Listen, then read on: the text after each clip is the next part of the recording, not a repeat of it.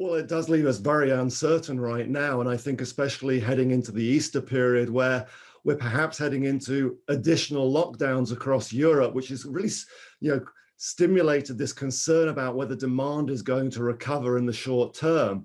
That said, the summer does look like we're going to see demand jumping and increasing by about 5 to 6 million barrels a day. And at that point, we're going to need about 2 to 3 million barrels a day more supply from OPEC. So I think Saudi Arabia and OPEC are being vindicated for their caution for the April supply. Question is, are they going to bring the supply in as demand starts to grow again as we move into this summer? Yeah, Chris, I think you make all the points. And I think you're right about Saudi being vindicated with their caution. But the problem is, and you allude to this in your notes as well, other people will want that market share as well. The Russians, a little bit flaky when they see demand picking up and seeing other players, including the shale producers, picking up a bit of that supply as well. The Russians aren't going to want to hang around. Can the Saudis hold the line on their own?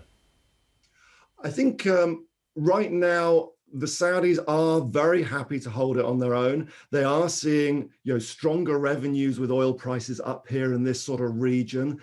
Indeed, it is them who've cut back by about 35% versus Russia only cutting back by 10%. So right now, I think they are holding the coalition together with Russia and Saudi Arabia, staying strong. But I think as that demand recovers, as people get concerned, as you say, about the shale response to these higher prices, we're going to start to see non-compliance sort of creeping up a little bit. So there are certainly some risks there. And right now, the big story for me is Iran.